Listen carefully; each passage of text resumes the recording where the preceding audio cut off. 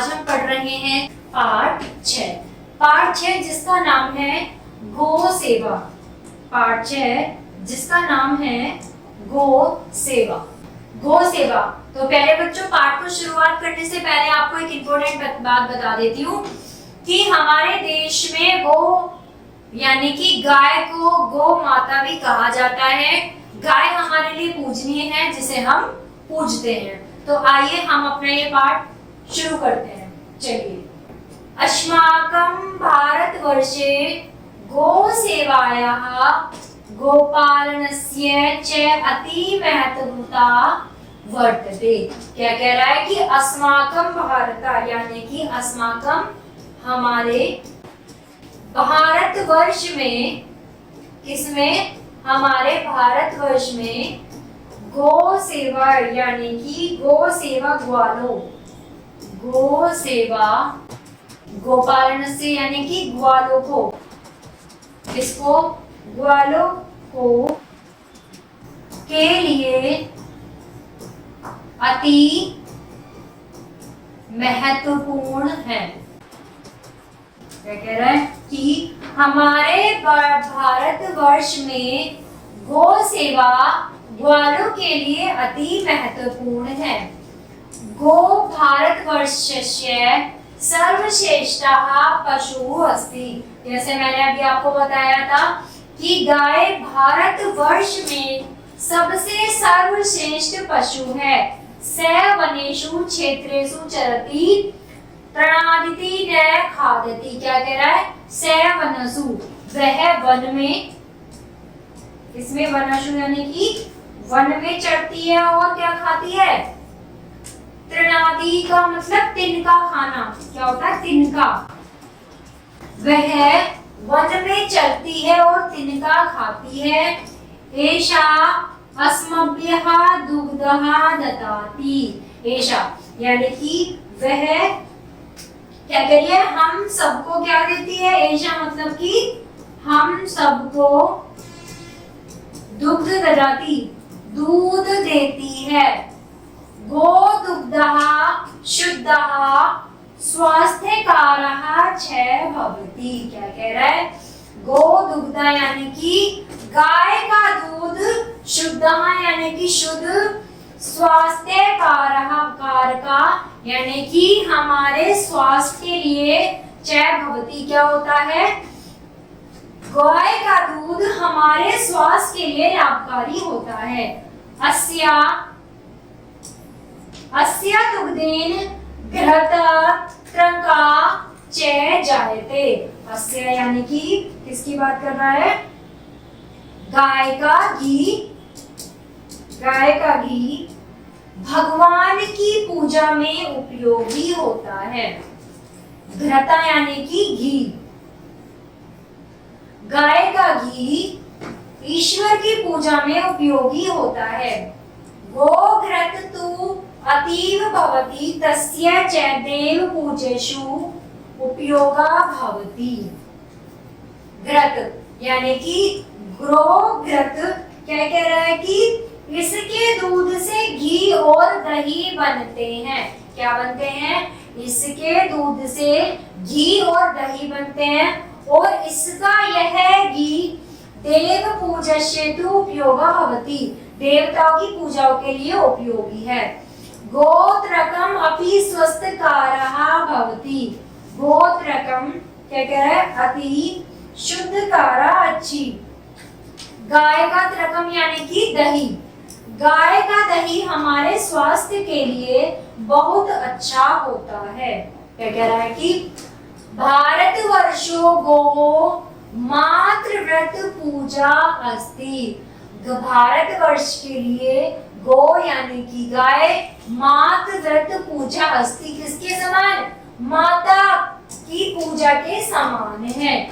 यथा माता दुग्धादनेन अस्मान् पालयति तदेव गो अपि दुग्ध घृत दीनानेन अस्माकं पालयति पुष्पयति च। क्या कह रहा है कि यहीं से पढ़ते हैं दोबारा। भारतवर्षेषु यानी कि भारतवर्ष में गाय की माता के समान पूजा होती है। यथा माता, यानी कि जैसे माता दूध आदि देकर हमें पालती है। यथा माने जैसे माता दूध आदि, यानी कि दूध आदि अस्मेकेन पालयति, दूध आदि देकर हमें पालती है। गो अपि दुग्धादेन दाद्रातीन अस्माकं पालयन्ति पुष्यन्ति तते, यानी कि ऐसे ही गाय भी दूध और घी देकर, कहकर दुग्ध घृत यानी कि दूध और घी देकर, ऐसे ही गाय भी दूध और घी देकर हमारा पालन करती है। अतः गो अस्माकं कृत मातवे सेवाया अस्ति, कह रहा है कि इसलिए हमारे लिए माता के समान सेवनीय है। क्या? अस्माकं, गो गौ हमारे लिए माता के समान क्या है? पूजनीय है। एवा गोवः अस्माकं बहु उपकारः करोति, क्या कह रहा है कि एकम अस्माकं, इस प्रकार गाय हम पर बहुत उपकार करती है। इस प्रकार बहु उपकार यानी कि उपकार करना, करोति करती है। इस प्रकार गाय हमारे ऊपर बहुत उपकार करती है। गोवत्स्या एवं वृषभः भवन्ति, गोवत्या का मतलब कि गाय का बछड़ा, गाय का बछड़ा क्या होता है? बैल होता है। गाय का बछड़ा बैल होता है। वृषभः यानी कि बैल, हलेन क्षेत्राणि कृष्यन्ति, यानी कि कौन? बैल, हलेन यानी कि हल, क्षेत्राणि यानी कि क्षेत्र में, जो आपने देखा होगा गांव में जो बैल होते हैं वो जो खेतों में हल चलाते हैं, वो उसी की बात कर रहा है कि जो बैल है वह क्षेत्र में क्या करता है? हल चलाता है। अस्या गोमयेन उपलानि निर्मेयन्ति, चलिए क्या कह रहा है? अस्या गोमयेन उपलानि निर्मेयन्ति, क्या? बैल, इसके गोबर से उपलों का निर्माण होता है। अस्या यानी कि इसके, गोमयेन यानी कि गोबर से, उपलेन यानी कि पुलो, उपले जिन्हें हम कंठी भी बोलते हैं, तो वही कह रहा है कि इसके गोबर से उपले बनते हैं। अस्या गोमयेन उर्वरः शक्ति वर्धते, एतः प्रयोगः ईंधन रूपायणति भवते, क्या कह रहा है? अस्या गोमयेन उर्वरः शक्ति, यानी कि इसके गोबर से, अस्या यानी कि इसके गोबर से